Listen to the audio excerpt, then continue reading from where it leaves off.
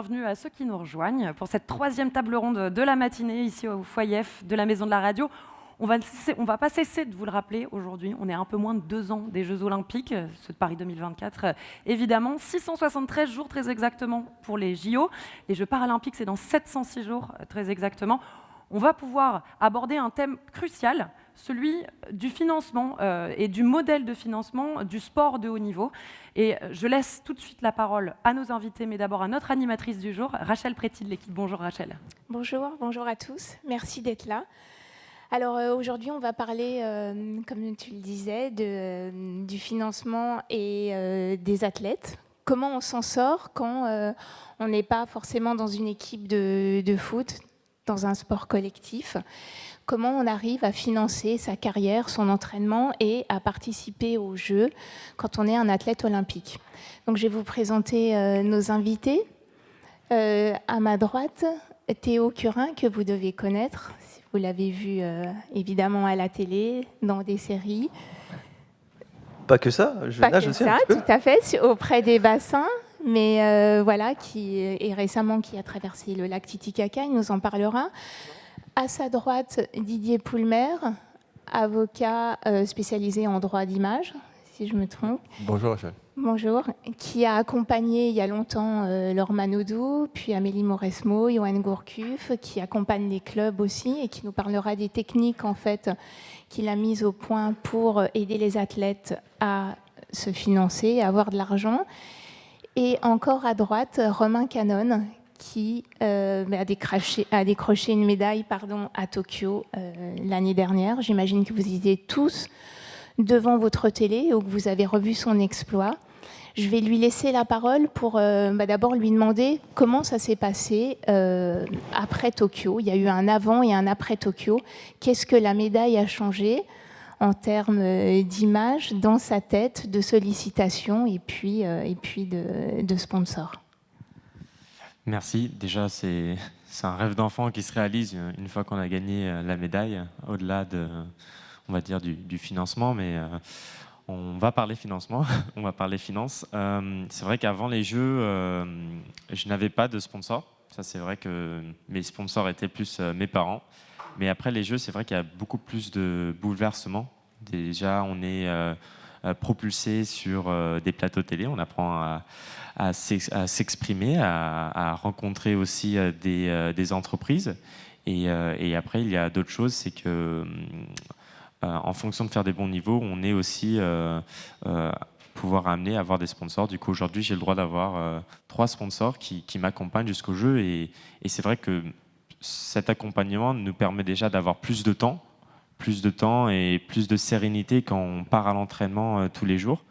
C'est vrai que partir de s'entraîner du lundi au samedi, c'est quelque chose. Et c'est compliqué de toujours trouver le bon équilibre si on n'a pas ce financement qui nous aide. Est-ce qu'ils sont venus tout de suite après la médaille, les sponsors, ou comment ça s'est passé ? Alors, pas tout de suite. En fait, ce qui se passe, c'est que c'est vrai que quand on est jeune sportif ou quand on n'a pas encore fait de médaille, on sait qu'il y a une après-carrière. On sait qu'on n'est pas en train de gagner des millions comme au foot, par exemple.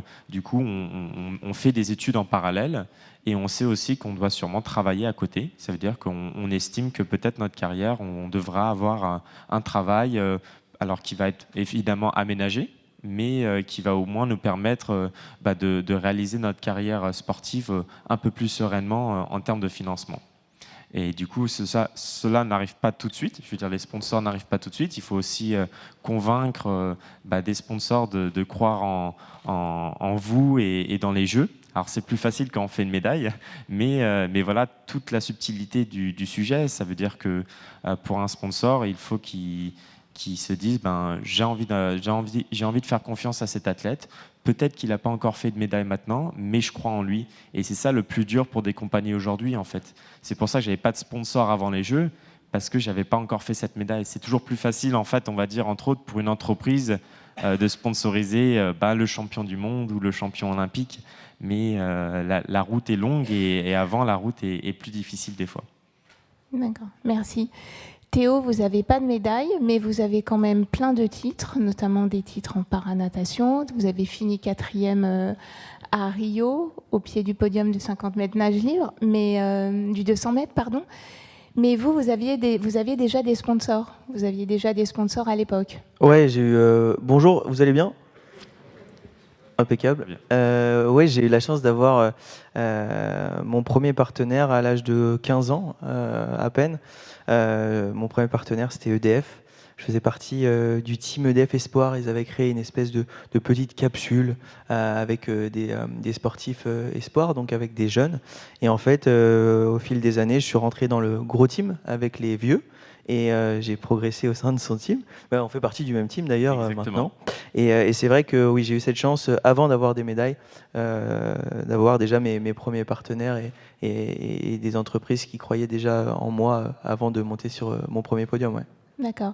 Est-ce que ces entreprises ont changé à partir du moment où vous avez dit je ne fais pas les Jeux de Paris? Est-ce que vous pouvez expliquer pourquoi vous ne serez pas au départ En fait, c'est vrai, j'ai pris un gros risque, entre guillemets, et j'avais très peur de ça quand on était au niveau du premier confinement. Je ne sais pas si vous vous en souvenez. Oui, vous vous en souvenez sûrement. Et cette période-là, c'était très difficile pour moi parce que je revenais des championnats d'Europe de Dublin et là-bas, j'ai vécu mes pires championnats de toute ma vie parce qu'en fait, j'allais là-bas en étant potentiellement le champion d'Europe et en fait, j'ai fait 4e parce qu'en fait, il y avait 3 nageurs que j'avais jamais vus avant qui étaient arrivés du jour au lendemain dans ma catégorie parce que dans le paralympisme, on est classé par catégorie de handicap. Et là, je me retrouvais contre 3 mecs qui avaient leurs 2 mains et leurs 2 pieds. Donc là, il n'y a pas besoin d'être Einstein ou d'avoir fait médecine pour comprendre qu'ils sont un peu avantagés. Hein, et du coup, ça a été très difficile pour moi. J'ai fait un espèce de petit burn-out à même pas 22 piges en plein confinement. Et c'est là que j'ai décidé d'arrêter la compétition paralympique pour arrêter de m'entraîner et de faire des sacrifices pour ne jamais finir premier. Et en fait, j'ai décidé de créer mes propres challenges. Et c'est là où on a écrit l'histoire du défi Titicaca avec Anne, ma manageuse. Et c'était là où j'avais vraiment peur en me disant, est-ce que mes partenaires vont continuer à me suivre malgré ce choix qui est quand même ambitieux parce que ça se trouve ça allait pas marcher cette histoire du défi Titicaca et tout. Et notre priorité avec Anne justement c'était d'aller voir mes partenaires qui me suivaient en tant que nageur de compétition et leur dire ok voilà le nouveau projet c'est ça, est-ce que vous continuez à nous suivre? Et on a eu beaucoup de chance parce que tous les partenaires qui me suivaient ont suivi en fait mon nouveau parcours et c'est une chance et on est très fiers de ça. Ouais. Donc tous ont suivi pour le défi et pour la personnalité. Voilà, exactement. Et parce qu'en fait, avec chaque partenaire, on essaye de construire des choses un peu différentes. Ce qui nous apporte, nous, c'est pas juste d'appartenir à un team, c'est de construire quelque chose de concret. Avec chaque partenaire, on essaye de faire quelque chose de différent. Par exemple, je travaille avec Harmonie Mutuelle, et là, j'anime des petites web-séries qui mettent en avant un peu les valeurs d'Harmonie. Avec Lacoste, par exemple, on a créé une capsule de fringues. Donc en fait, avec chaque marque, avec chaque entreprise, on essaye de créer des choses différentes qui nous font kiffer tous ensemble, quoi. Merci. Didier, vous qui êtes spécialiste, en fait, qu'est-ce qui fait que les marques viennent voir des athlètes? Alors, il peut y avoir beaucoup de raisons. La plupart du temps, c'est que les athlètes étant exposés médiatiquement, forcément, quand une marque peut s'approprier d'une certaine manière les valeurs du sport, les valeurs de la performance, l'émotion qu'il y a autour, le sponsoring est né de l'envie des entreprises de venir s'associer au sport, à ces belles valeurs, et de pouvoir associer leur stratégie de communication à ce qui se passait sur le terrain, et puis ensuite, au fil du temps, en dehors aussi du terrain. Donc c'est avant tout la recherche de partenariats où chacun est censé gagner quelque chose. Et quand on est athlète olympique, est-ce qu'on peut gagner sa vie dans des sports plus confidentiels? C'est une bonne question.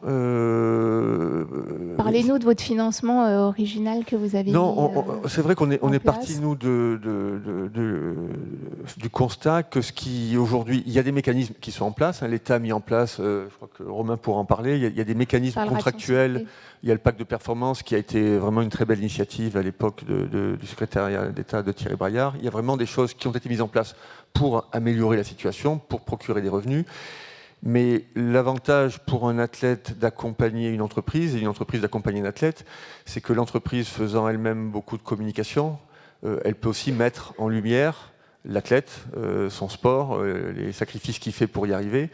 Donc quand un partenariat entre une entreprise et un athlète est bien mené, vraiment c'est du gagnant-gagnant. Et il y a des revenus à la clé pour les athlètes, mais il y a plus que ça. Il y a aussi la capacité de pouvoir être exposé médiatiquement dans ces sports qui sont moins exposés que le foot, le rugby ou le tennis.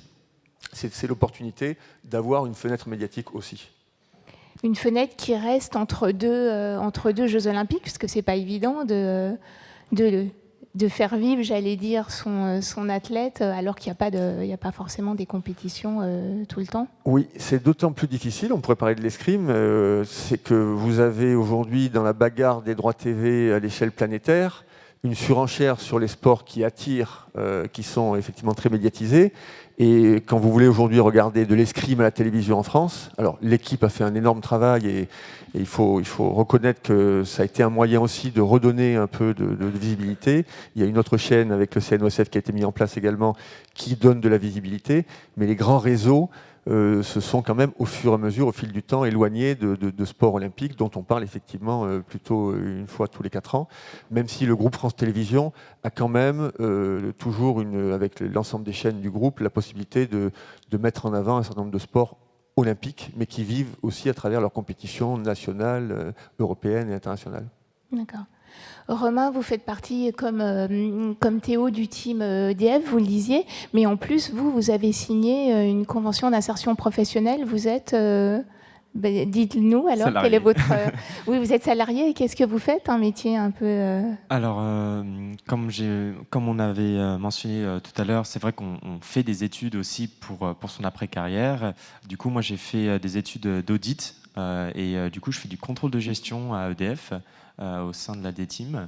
Et en fait, on parlait tout à l'heure de valeurs, en fait, et c'est vrai que en fait, ce qu'un sportif apporte plus dans une entreprise, c'est les valeurs du sport. Ça veut dire le fait de vouloir se surpasser, d'être vraiment concentré sur le moment, de savoir en fait s'adapter assez vite. Par contre, c'est vrai que ce que les entreprises ne savent pas toujours, c'est comment en fait intégrer un sportif, en fait, comment mettre en place un environnement où le sportif peut s'épanouir sportivement, ce qui veut dire avoir du temps libre pour s'entraîner matin et après-midi. Je pense qu'au final, le télétravail a quand même été une bonne invention, en tout cas pour les sportifs, parce que ce qui nous permet, nous, d'être quand même dans nos centres de sport et pouvoir aussi travailler en même temps. Par contre, comme on a dit, c'est vrai que il faut avoir cette aide de l'Agence nationale du sport ou du pacte de performance. Aujourd'hui, en fait, comment marche le financement dans une entreprise? On a mentionné une CIP, ça s'appelle un contrat d'insertion professionnelle. En fait, c'est ce que j'ai. Et en fait, du coup, je travaille 16 heures par semaine à peu près pour EDF. Du coup, EDF paye ces 16 heures-là. Par contre, quand je suis en stage ou en compétition, ça va être l'ANS qui vient compenser en fait cette partie du salaire pour que j'ai au moins à la fin du mois un salaire plutôt correct, comme la plupart de mes collègues salariés. Du coup, ça, c'est un des dispositifs mis en place. Après, sinon, on a vraiment effectivement le contrat d'image, où là, vraiment, on utilise l'image du sportif, mais il ne fait pas vraiment partie de l'entreprise. Il montre effectivement à travers ses interventions, ses projets, parce que c'est quand même des beaux projets, comme Théo nous l'a mentionné. Ça veut dire que ce qui met en valeur de l'entreprise. Du coup, il y a plusieurs façons. C'est vrai que la CIP, c'est une façon, mais je pense que la plupart des sportifs préfèrent aussi un peu ce côté droit image, où juste en fait ils donnent leur image et leur valeur à travers juste médiatiquement et grâce aux réseaux sociaux. D'accord. Quand vous avez signé, vous pensiez déjà à la reconversion ou pas du tout? Je pense que malheureusement un peu oui, dans le sens où on n'est jamais à l'abri d'une blessure, on n'est jamais à l'abri d'une mauvaise année de résultats. Du coup, c'est vrai que toute ma carrière, je n'avais pas de sponsor. J'ai toujours étudié à côté en me disant, si l'escrime ne marche pas, au moins il faut que j'ai quelque chose à côté. Mais c'est aussi je dirais que c'est une bonne école de la vie, dans le sens où j'ai eu le droit de faire des grandes études et c'est quand même pas donné à tout le monde. Je pense que c'est quand même quelque chose qui m'aide aussi dans le sport. Ça veut dire que ça m'aide à avoir un équilibre parce que je peux aller piocher certaines choses dans une entreprise, par exemple l'organisation, être vraiment pointu sur ce que je veux faire et après le transmettre en escrime. Je sais que j'ai moins de temps que la plupart de certaines athlètes qui sont professionnels dans le monde entier, mais je sais que quand je vais à l'entraînement, je ne suis pas là pour perdre du temps, on va dire. D'accord. Théo, je voulais vous demander, quelles sont vos relations avec les sponsors? Est-ce que c'est des contacts que vous appelez souvent, qui vous demandent de faire des choses? Est-ce que vous êtes disponible? Enfin, quelles sont vos disponibilités pour ces partenaires? Franchement, ça se passe super bien et je pense que c'est la priorité, c'est l'entente qu'on a au-delà du contrat. Il faut qu'il y ait un rapport humain en fait avant tout et c'est vraiment une des priorités pour moi. Tu peux le dire aussi avec le team EDF, on a même un petit groupe WhatsApp avec tous les athlètes du groupe. Donc en fait, notre portable ne fait que vibrer toute la journée parce qu'on vous donnez des conseils ou parce que vous êtes des sports très différents? On s'encourage la plupart du temps, ouais, ou on se félicite. Je dirais on se félicite. Ouais, souvent on voit les résultats en fait de nos collègues et du coup il y a une personne qui lance un félicitations et du coup après il y a les 25 autres sportifs qui vont faire pareil. Mais ça fait plaisir, ça peut paraître tout bête, mais on se sent soutenu en fait par plein d'autres athlètes qui viennent pas spécialement de notre discipline. Des athlètes olympiques, des athlètes paralympiques. Et ce que j'aime, c'est cette diversité, c'est cette cohésion qu'on a dans ce team. Donc on a ça. Et puis après, avec les autres partenaires que j'ai, c'est des rencontres qu'on fait de temps en temps. Des fois, on se fait des petits débriefs et on brainstorm tous ensemble pour toujours progresser et voir les choses encore plus loin. Mais ouais, c'est bonne ambiance, quoi, à la cool, quoi. Didier, vous direz que les relations ont changé entre les athlètes désormais et leurs sponsors, au sens où ils leur demandent plus de choses, où les contrats sont plus épais, avec des attitudes qui doivent être irréprochables. Est-ce que ça a beaucoup changé, ça ? Oui, je pense que nous, on est un peu moins à la cool, en fait. C'est vrai que c'est sympa d'être à la cool. En fait, juste, si je peux me permettre de rajouter quelque chose, pour moi, c'est à la cool, mais parce qu'en fait, je ne m'occupe absolument pas de la partie contrat, tout ce qui est argent. Que c'est votre manager qui s'occupe et qui, voilà, elle a encore des cheveux, ça va. C'est pour ça que moi, je dis c'est à la cool, parce que je vois que le bon côté des trucs, l'apéro, l'after et tout, mais pas la partie négo, quoi. C'est peut-être pour ça, d'ailleurs, ouais. Tout s'explique, pardon. Non, mais c'est bien que tu le dises, mais ça permet aussi de rappeler qu'il y a aujourd'hui autour des athlètes, effectivement, des professionnels, comme Anne dans ton cas, et ce sont ces professionnels qui déchargent l'athlète de tout ce que ça veut dire que de s'associer à une entreprise, parce que quand une entreprise verse de l'argent dans un contrat de sponsoring, forcément, elle en attend des contreparties. Et pour répondre à votre question, ce qui a été intéressant ces dernières années, c'est de voir comment on est passé d'une relation qui était un peu bilatérale et un peu déséquilibrée parce que les entreprises sont plus puissantes, l'athlète est un peu isolé, comme l'a dit Romain, ils ne sont pas forcément bien formés. Les réseaux sociaux ont fait des athlètes de véritables plateformes médias à part entière. Parce qu'en fait, ils sont en direct avec le public, ils peuvent être en direct aussi avec les entreprises, les clients des entreprises. Donc aujourd'hui, il y a une évolution un peu dans la manière dont les entreprises peuvent aujourd'hui tirer profit de l'athlète en tant que plateforme de médias.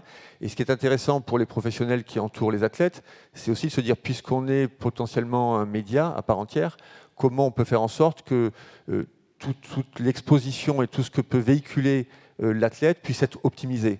Parce qu'il faut voir un peu l'économie du sport comme un immense gâteau où certains viennent se servir. On parlait tout à l'heure des droits télé, il y a beaucoup d'argent, il y a beaucoup d'acteurs qui sont là-dedans. Le sponsoring est une manière quand même pour l'athlète, comme ça a été dit par Romain et par Théo, de récupérer quand même des revenus qui ne sont pas forcément faciles à générer à travers les outils dont on parlait, que l'État a mis en place, qui ont le mérite d'exister. Et c'est vrai que cette idée que l'athlète est un média aujourd'hui est intéressante parce qu'ils ont peu de temps.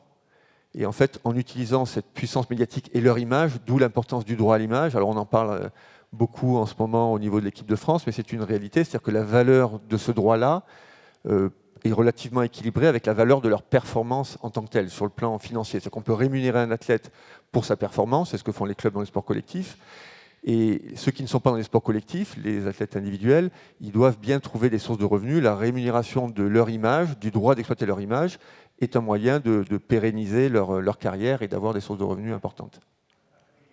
Romain, en plus d'EDF, donc vous avez un pacte de performance avec BPCE.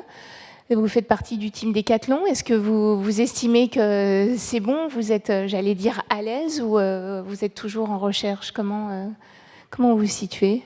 J'ai envie de dire que j'ai la chance d'être plutôt à l'aise maintenant, mais avant je ne l'étais pas. Et on parle des réseaux sociaux, effectivement. Ce qui est un peu compliqué aujourd'hui, c'est que les réseaux sociaux, tout le monde peut être un grand sportif via les réseaux sociaux.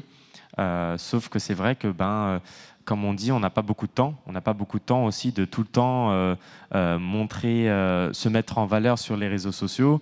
Et on peut se faire dépasser, par exemple, par des athlètes qui ont, au final, pas fait autant de performances ou qui ne vont peut-être pas aller aux Jeux Olympiques. Sauf que, du coup, tout est relatif. Et c'est vrai que, un peu ce que j'essaye de dire, c'est que on pense qu'il faut beaucoup de financement pour aider les sportifs.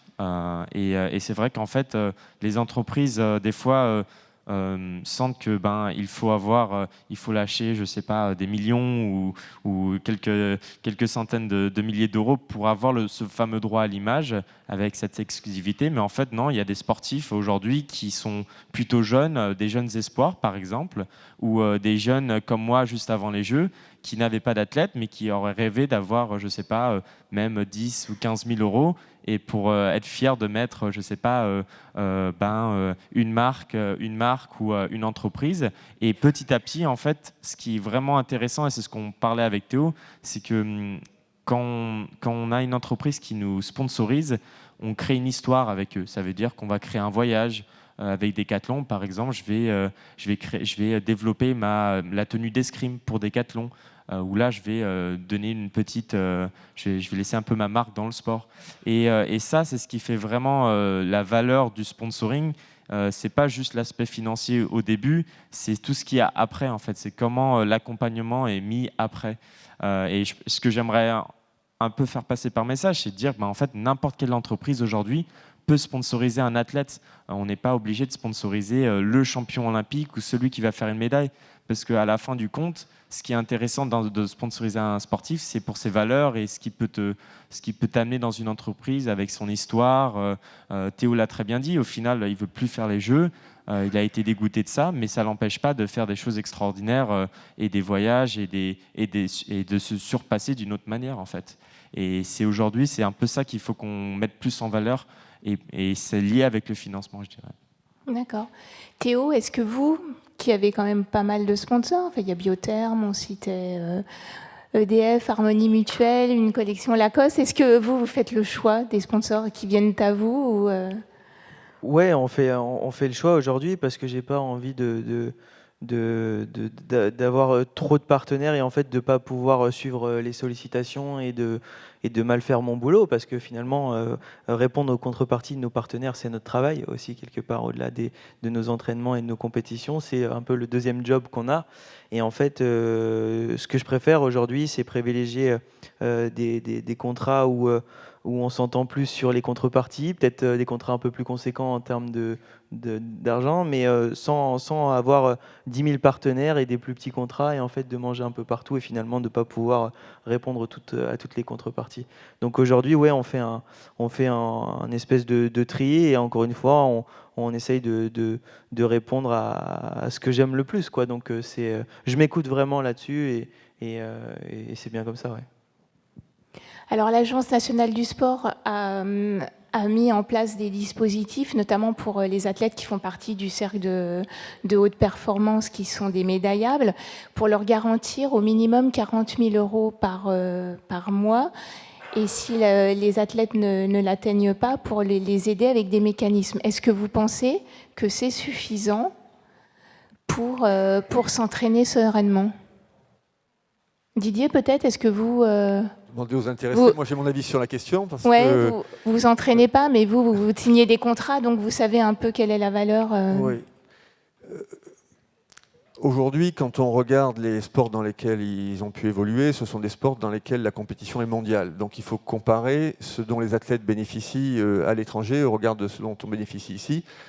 pour avoir eu quelques expériences et avoir observé ce qui se passe à l'étranger, on parlait en venant avec Romain de ce qui se passe aux États-Unis.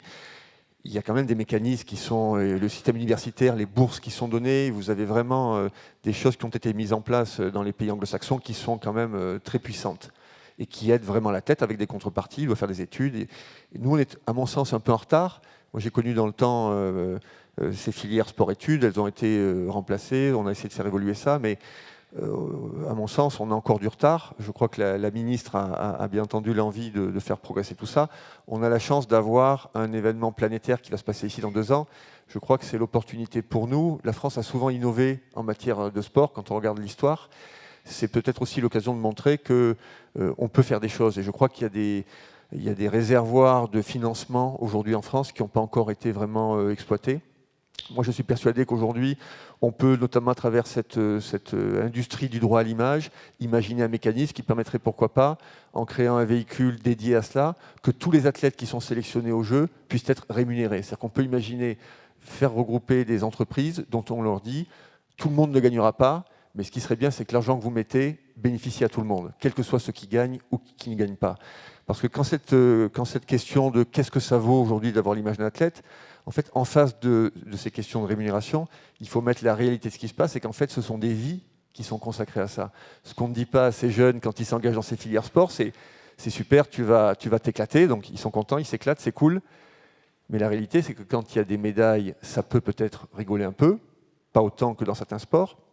Mais s'il n'y a pas de médailles, vous pourriez faire des statistiques aujourd'hui sur tous ceux qui ont été inscrits au jeu dans l'équipe de France qui n'ont pas eu de médaille. C'est pas simple, hein. Moi, je connais le cas d'Esther Baron, qui a été quand même championne d'Europe en natation. Si vous regardez le parcours d'Esther après sa carrière, c'est une grosse galère, en fait. Elle galère, c'est moins cool. Il y en a pour lesquels, effectivement, la carrière a pu mettre en place un certain nombre de partenariats qui peuvent même se poursuivre. Moi, je salue toutes les entreprises qui, aujourd'hui, on a cité beaucoup EDF, la Française des Jeux a fait un travail remarquable pour créer aussi des teams. Et ils s'intéressent beaucoup à la reconversion en fait, des athlètes. Donc ça, c'est vraiment louable. Et je pense que Decathlon, il va aussi avec la même idée. Mais il y a tous ceux qui ne sont pas dans ces groupes-là. Et moi, je pense à ceux-là. Et peut-être qu'il peut y avoir une réflexion. La France pourrait innover là-dessus et montrer que pourquoi on ne rémunérerait pas, pourquoi on ne ferait pas en sorte de fédérer les entreprises et que tous ceux qui ont participé puissent en retirer quelque chose. Je trouve que ce serait quelque chose qui serait confortable pour tous ceux qui se dirigent dans cette belle direction. Romain, vous disiez c'est une bonne idée. Totalement. Je veux dire, c'est vrai que il y a deux philosophies. Oh, excuse-moi, 2 philosophies de vie en termes de sport. C'est vrai qu'on parlait aux États-Unis.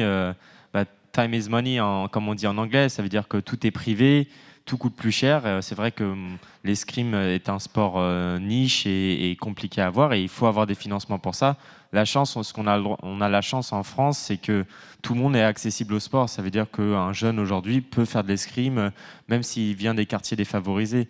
Après, c'est vrai, ce qui est compliqué, c'est l'accompagnement derrière. Je pense qu'en termes d'université, par exemple, on est à 10 ans en arrière comparé aux États-Unis, où là, ils ont des accompagnements sur mesure. Et après, que même pour justement l'après-carrière, d'où un peu les études qui sont intéressantes, c'est qu'après carrière, il faut savoir aussi qu'est-ce que je vais faire de ma vie, de ma vie après. Et ça aussi, c'est une question à évoquer qui est au final liée au financement parce que cette après-carrière est hyper importante pour les sportifs. Je pense que, après, on l'a très bien dit pour les entreprises, je pense que n'importe quelle entreprise aujourd'hui peut se dire, je suis une entreprise française, les Jeux sont chez moi à Paris, pourquoi pas vraiment en fait vraiment intégrer ce mouvement et trouver une façon à ma manière de donner un peu pour que en fait ça a un gros impact le jour des Jeux en fait.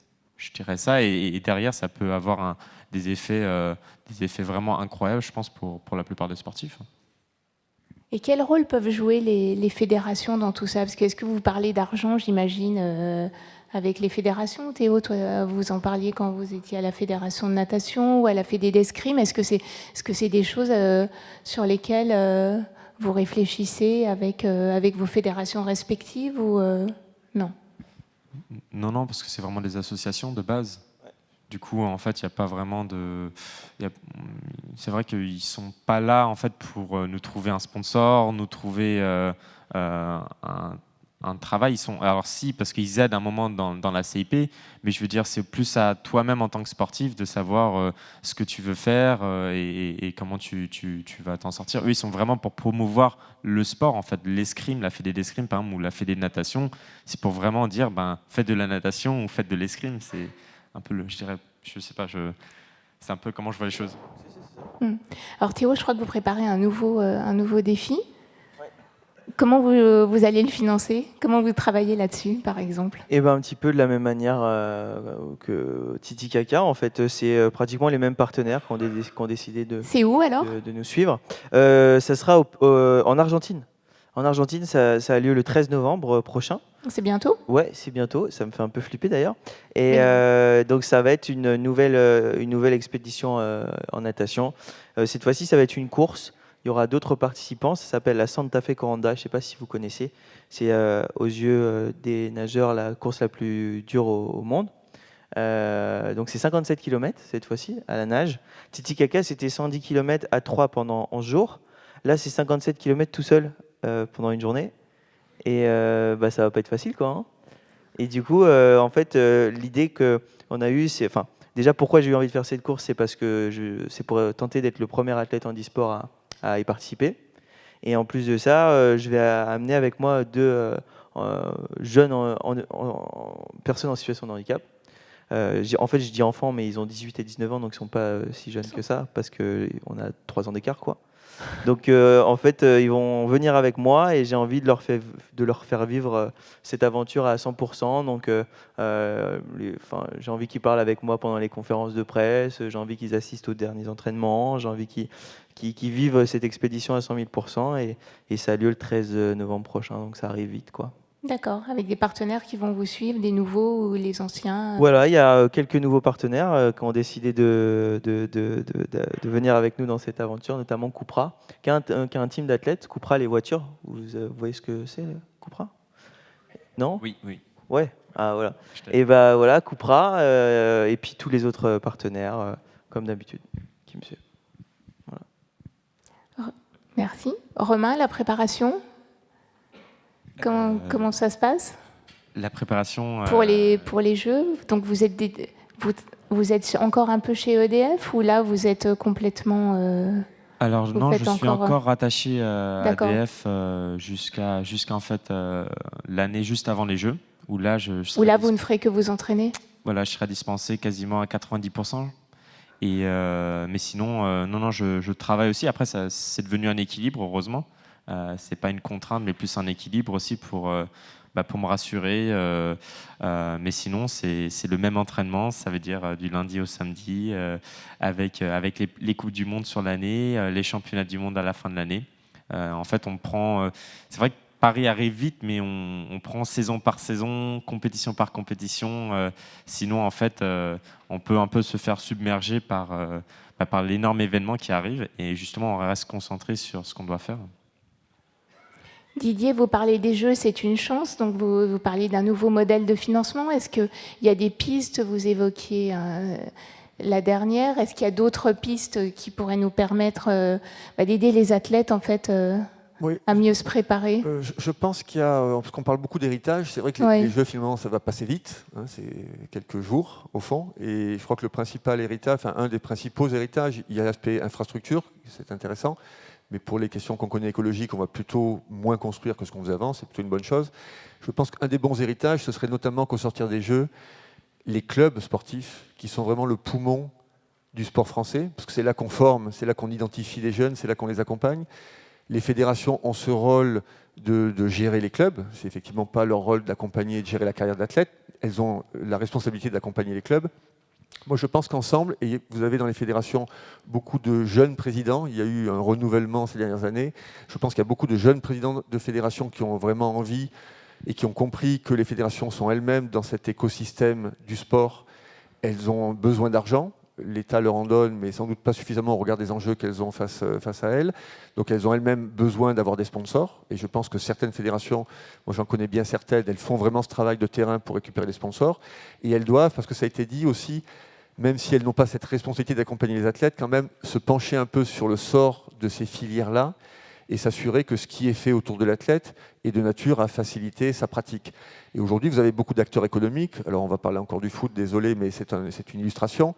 C'est que vous avez des gens qui s'intéressent et qui investissent. Moi, je pense qu'on peut démontrer avec les Jeux à Paris que la puissance émotionnelle de ces sports olympiques, elle vaut la puissance émotionnelle du foot. Et on a fait la démonstration, nous, modestement, à l'époque, quand on accompagnait Laure Manodou. Elle a été, à un moment donné, la première sportive préférée des Français. Tout le monde s'intéressait à la natation. En utilisant la personnalité et le talent de ces jeunes gens, je crois que tous les sports se valent. C'est une question de déplacer la lumière vers tel ou tel. Les médias vont là un peu où tout le monde veut aller, mais dès qu'on s'intéresse à ces sports, dès qu'on s'intéresse... Moi, je ne sais pas ce qu'est la valeur de ce que fait Théo, ça n'a pas de prix. Ça vaut des millions, des milliards peut-être.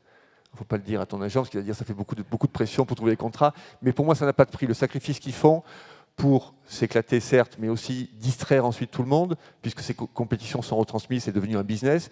Ils ont droit à leur part du gâteau. Et je crois que c'est important de les accompagner pour faire en sorte qu'ils aient aussi la juste part de ce gâteau-là. Et comment on peut convaincre les entreprises, par exemple, qui sont déjà un peu engagées dans l'aventure?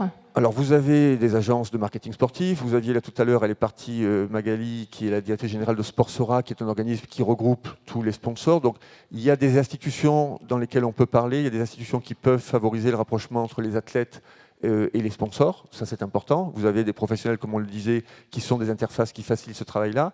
Et puis, je pense que les pouvoirs publics ont aussi... On a vu quelquefois, je prends un exemple et je veux choquer personne, mais il y a de l'argent. C'est-à-dire que quand une église, je suis croyant, brûle, il y a beaucoup d'argent qui va sur l'église. Mais moi, je pense que l'INSEP, c'est un peu le Notre-Dame du sport français. Et quand vous regardez l'état de l'INSEP, il y aurait quand même beaucoup d'argent à mettre là-dedans pour que ce soit un vrai centre qui produise vraiment des grands champions. Et je pense que il y a de l'argent, il faut simplement, et les pouvoirs publics ont une responsabilité, aider à ce que cet argent aille là où il doit aller. Je pense que les athlètes, et on a des grands champions, on a une tradition même très forte en France de grands champions, on doit leur donner des moyens. Il y a vraiment beaucoup de façons de faire aujourd'hui. Les fonds d'investissement, ils s'investissent un peu de partout. On peut, comme je le disais, peut-être créer un fonds qui s'intéresse aussi au sort des athlètes qui vont aux Jeux Olympiques. Et c'est de la créativité. Il y a de l'économie autour du sport, il y a du droit, il y a des juristes, on doit pouvoir faire les choses pour que ça continue d'être cool. Théo, vous attendez ça aussi des Jeux, qu'il y ait cette prise de conscience? On parlait d'une nation sportive ce matin, un fonds d'investissement, et qu'est-ce qu'on peut faire grâce aux Jeux? Il a tout dit. Hein. Non, il a tout dit. Non, franchement, c'est beau ce que vous venez de dire. Ouais, c'est beau. Non, en fait, les Jeux, c'est un outil incroyable. Oui, pour récompenser les athlètes, bien sûr, mais moi, je suis obligé, évidemment, de parler aussi un petit peu des Jeux paralympiques. On est aujourd'hui en train de progresser. Le regard est en train de changer sur le paralympisme et sur le handicap en général. Et je pense que d'avoir les Jeux olympiques et paralympiques à Paris en 2024, c'est un bel outil. Et c'est quelque chose qu'il faut qu'on utilise pour mettre en avant tous nos athlètes. Et évidemment les athlètes paralympiques, et c'est ce qu'on est en train de faire. On les voit vraiment de plus en plus, ils sont de plus en plus médiatisés. On le voit dans les teams, on parle de teams d'athlètes depuis tout à l'heure, et en fait on voit que les teams sont hyper hétérogènes. Il y a des athlètes en situation de handicap et des athlètes olympiques, et je pense que c'est ce qui fait la force de toutes ces équipes, et il faut qu'on continue comme ça. Ouais. Et il y a une seule équipe, donc une seule équipe de France qui participera aux Jeux et aux Jeux paralympiques. Et vous faites partie aussi de la commission des athlètes de Paris 2024 ? Voilà, exactement. Moi, je l'ai annoncé, je ne participerai pas aux Jeux de Paris 2024 en tant qu'athlète, mais je souhaite vraiment être engagé d'une manière ou d'une autre dans ces Jeux, parce que c'est un événement mondial. Je pense qu'on va le vivre qu'une fois, pour ma part. Et ça va être exceptionnel, donc j'ai envie d'y assister. Je ne sais pas encore comment, mais je veux être engagé d'une manière ou d'une autre. Et c'est vrai que je fais partie de la commission des athlètes depuis le tout début. Cette commission, c'est, on va dire, une autre équipe qui associe des athlètes paralympiques, des athlètes olympiques, des athlètes en compétition et des athlètes retraités. Et ensemble, on se réunit tous les trimestres pour brainstormer et on essaye de donner notre regard, on va dire, de sportifs sur l'organisation de ces Jeux. Elle est présidée par Martin Fourcade, c'est ça ? Martin Fourcade. Et alors, vous donnez vraiment votre avis ? Est-ce qu'il est écouté ? Bien sûr, il manquerait plus que ça. Ah ouais. Non, franchement, c'est hyper concret. On parle de tout, on parle du village. Enfin, nos discussions, ouais, ça part dans tous les sens. Ça peut aller du lit que les athlètes vont avoir dans le village, mais aussi à quoi va ressembler les médailles, etc. Le lit en carton comme à Tokyo? Non, ça, justement, on va se battre pour plus avoir de lit en carton, croyez-moi. Ouais. Voilà. Je ne pensais pas qu'on allait parler de lit aujourd'hui, mais ça va. Romain, qu'est-ce que vous attendez de ces jeux, en fait, à la maison? Ce que j'attends, c'est déjà un public en feu.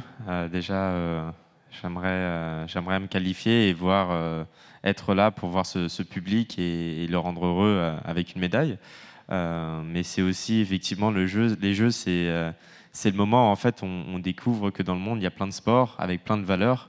On l'a vraiment évoqué, c'est que il y a des histoires qui se créent, il y a des histoires qui sont mises en avant, et ça casse un peu, on va dire, notre rituel de l'année où on voit certains sports et que certaines figures du sport qui sont évidemment exceptionnelles, mais on voit aussi qu'en fait, il y a plein d'autres sports qui peuvent amener plein d'autres valeurs, et c'est surtout aussi ce que je trouve magique dans les jeux. Alors j'attends que voilà, là, on continue à créer cette vague et qu'on n'oublie pas et qu'on la construise pour mettre de plus en plus de sportifs en valeur et créer les Jeux encore un événement encore plus grand que les autres événements à Tokyo ou des autres Jeux. Voilà. Didier, vous pensez que cette vague, elle va arriver, justement, cet engouement aussi bien des sportifs que du grand public et des entreprises grâce aux Jeux, avec un investissement plus important? Je suis optimiste. Vous avez des grands groupes qui se sont positionnés, mais un ticket d'entrée pour être partenaire des Jeux est quand même très très élevé. Et comme ça a été dit par Romain, et comme Théo le montre, chaque athlète est une opportunité pour une entreprise de raconter une histoire, de s'associer à ses valeurs. Donc je crois que si on fait en sorte que les entreprises se sentent aussi et aient l'envie d'être partie prenante dans ces Jeux-là, vous avez un tissu économique en France qui est formidable. Tout le monde ne peut pas être partenaire des Jeux, donc ce serait formidable qu'en 2025, on refasse la même table ronde et que Théo et Romain nous disent « ouais, ça a marché, ça a pris, les entreprises nous ont accompagnés ». Ce serait ça, je pense, le vrai héritage. Et je pense encore une fois aux clubs, parce que les clubs, quelquefois, souffrent. Il y a beaucoup de pratiques qui se sont faites en dehors des clubs aujourd'hui, avec beaucoup de solutions, d'applications et tout ça. Moi, je suis convaincu que l'héritage des Jeux, ça doit être aussi le renforcement des clubs qui sont, encore une fois, le poumon du sport français. Et voilà, ce serait formidable qu'ils en tirent quelque chose eux aussi.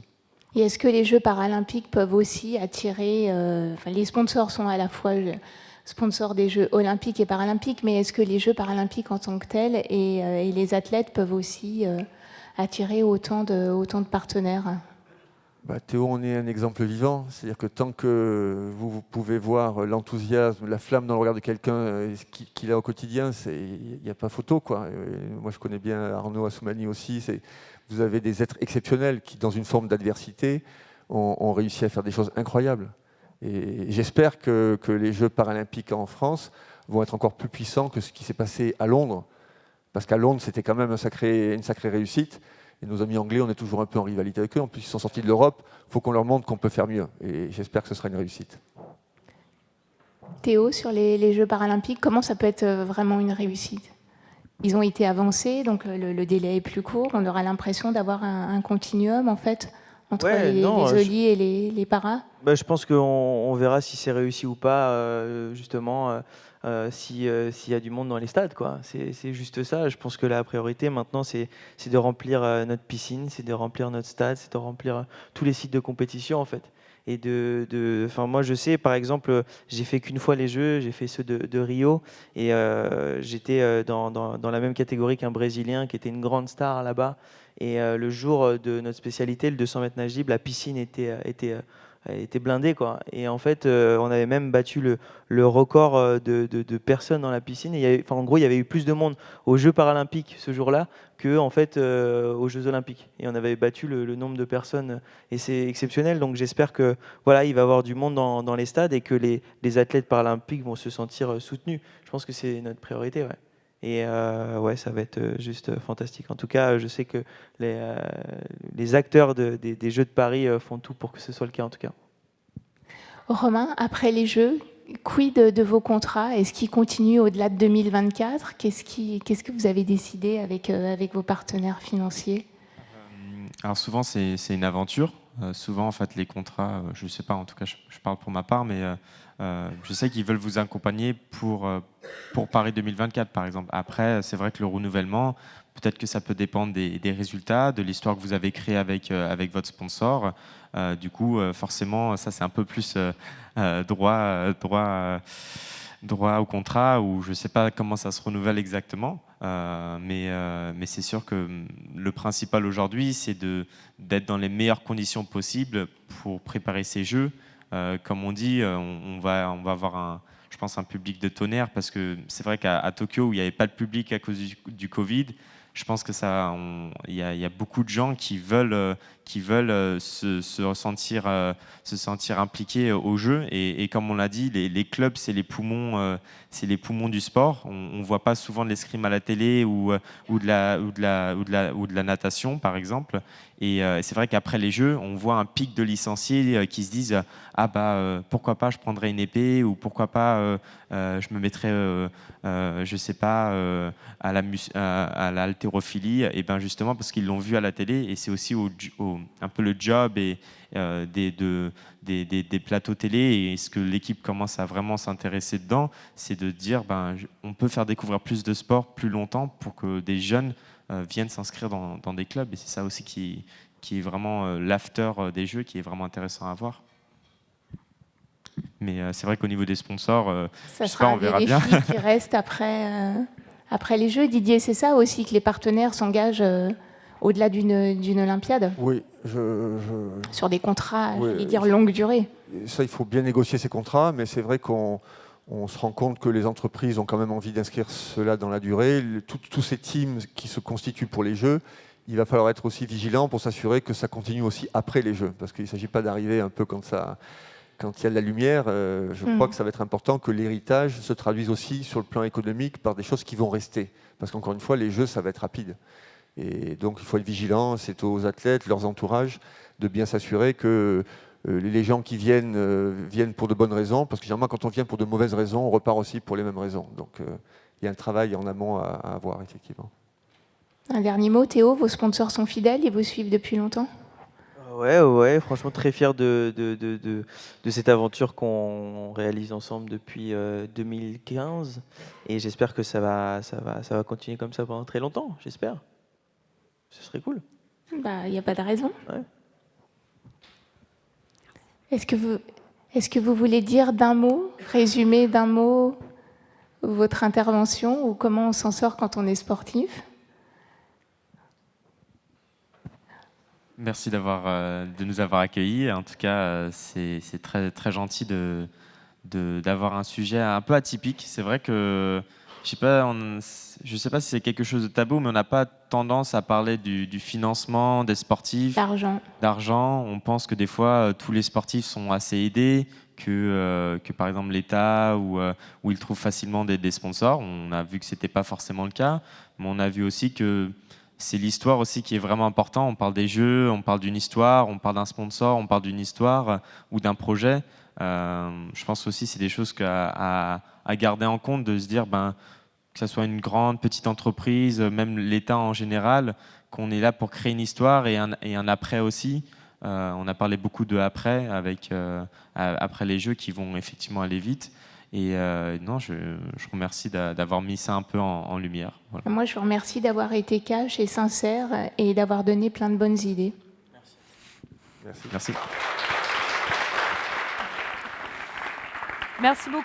Merci beaucoup d'avoir été avec nous pour cette troisième table ronde de la matinée. Demain, le sport, c'est évidemment pas fini. On va d'abord remercier nos acteurs de la matinée. Merci évidemment à Romain Canon. Merci aussi à Didier Poulmer et merci à Théo Curran. Merci à Rachel Préti, notre consoeur de l'équipe.